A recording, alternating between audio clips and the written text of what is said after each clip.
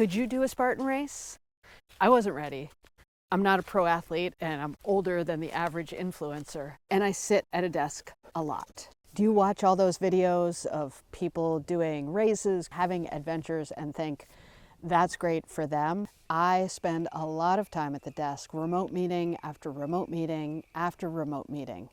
But last week, I did a Spartan race. I'm going to tell you why I did it and exactly how it went so you can decide if it makes sense for you. You know, I was afraid to make this video because I was afraid it would sound too much like a commercial, and I used to work for them. You think of the ads you see, the chiseled athletes, super competitive, and they're out there, they're in the competitive heats trying to win.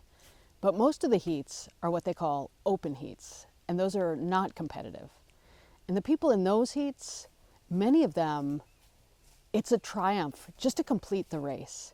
And it can be really empowering and even life-changing.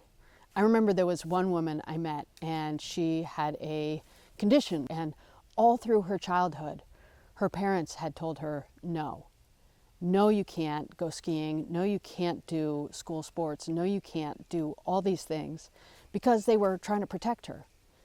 And she hit her mid-30s, and she got tired of hearing no, and she decided to say yes for herself. And she said yes for herself, and she took herself out there, and she did the race. It took her a long time, but she finished. And it was so empowering for her to be able to say yes for herself, to be able to prove to herself that she was capable of so much more.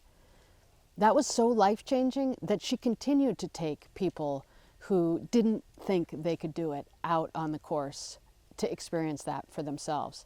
And there are hundreds of stories like that, maybe more than hundreds, maybe thousands of stories like that.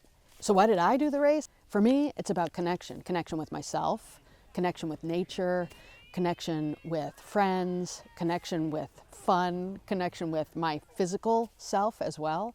So let's start with people. Why is it a great way for me to connect with people? Well, there's all kinds of social science about how doing hard things together makes you feel more connected.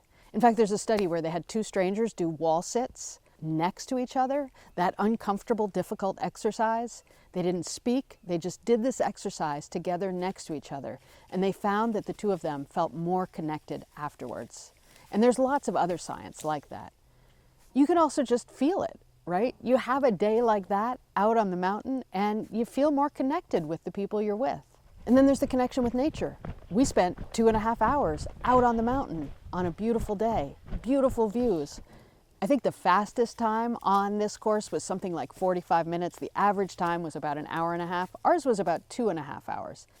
So connection with nature, connection with people, connection with your sort of physical abilities. It feels good to get connected to your own physical strength. How often do we get to jump and climb and carry things in life? I mean, some of us do, but a lot of us spend a lot of time at a desk. It feels really good to use our bodies the way they're made to be used. And then connection with fun. I mean, make sure if you're doing a race like this that you have fun with it. So let's talk about what the race was really like and how it went for me.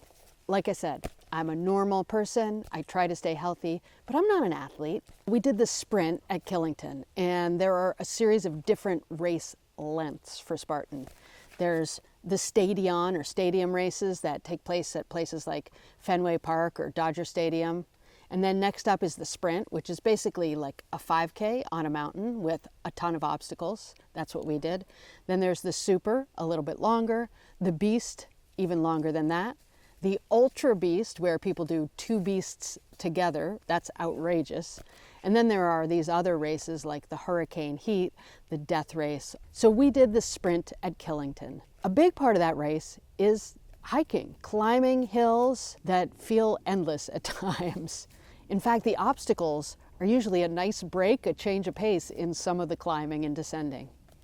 There are walls to climb over, and in the non-competitive or open heats, a lot of people get a boost over the wall when they need it. There's the rolling mud. That's those rolling mud walls, and the dips are filled with water. I tripped and fell in the second one. I was pretty bummed because it meant I was all wet up to my neck. But I found out the next obstacle was the dunk wall, so everybody got wet. The dunk wall is an inflated wall that is right at the top of the water, and you have to dip under the water to get under it. It could be a little scary, but you can actually feel under it and tell where the other side of the wall is before you dip down. There's the barbed wire crawl. A lot of people roll under that. Yes, it is real barbed wire. You can rip your clothes, and that's why you got to stay low. There's the monkey bars. That's one of my favorites in the past, but this year I couldn't make it. Maybe 2 swings and I fell off. There's the rope climb. That one is all about technique. I managed to make it up the rope this year, which I was pretty psyched about. Again, it's less strength and more technique.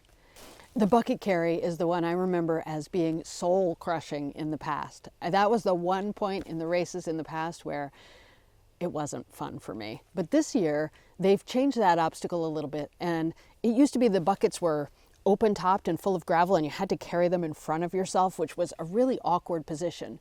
This year, they had a sealed top and you could carry them on your shoulder or on your back, which made it so much easier. Another one was the sandbag carry. That one was tough because of where they placed it. So there was a long downhill section, you know, the kind where at the beginning of the downhill you think, oh, this is great, finally we get to go downhill. And then you go downhill and downhill and downhill until your legs are burning.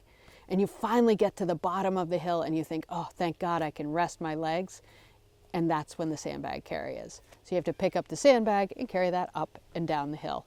I forget what they call them. There are these cargo nets that you have to climb over the top of. They're not that hard, but if you're scared of heights, that transition from one side at the top to the other, that one can be pretty uncomfortable.